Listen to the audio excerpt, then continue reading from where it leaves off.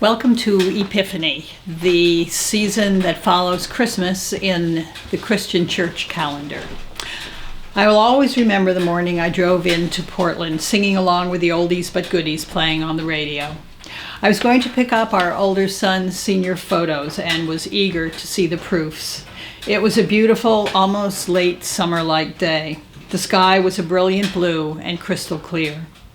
Of course, I would not remember those details except that it was September 11th, 2001, and breaking news had cut into the late 60s radio tunes.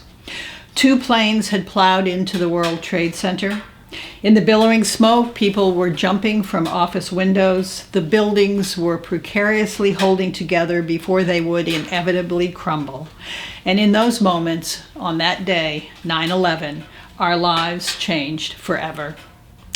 Will I remember this past Wednesday, January 6th, in much the same minute detail? Joe and I had oatmeal that morning with a pot of Irish breakfast tea. One Senate runoff race in Georgia had been decided and the other one still hung in the balance, and the presidential election results would be officially certified that afternoon. Not without controversy, however, as over 100 Republican House members, along with a dozen or so Republican senators, were positioned in a last-ditch effort to overturn the November election results. Trump supporters had gathered in Washington, D.C. to protest their disapproval and to support the president's baseless claims of election fraud and unfairness, even as he supported their efforts. And then my sister called with horrifying news.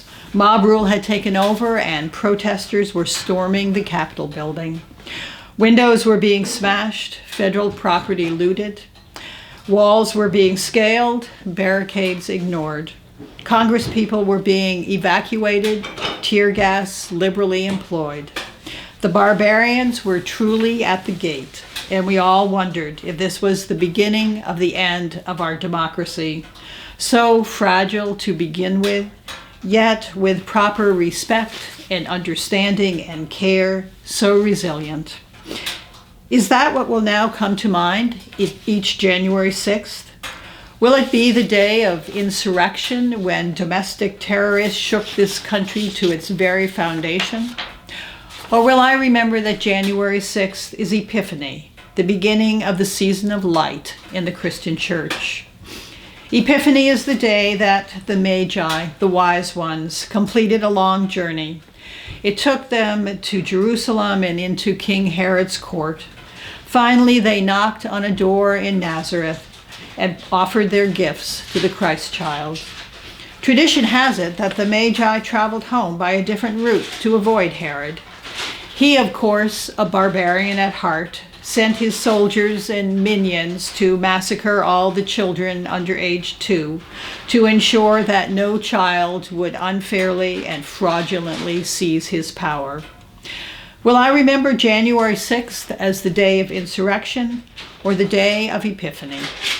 I'm sure I will always remember it as the day of insurrection, and I think that's important for the sake of our future democracy.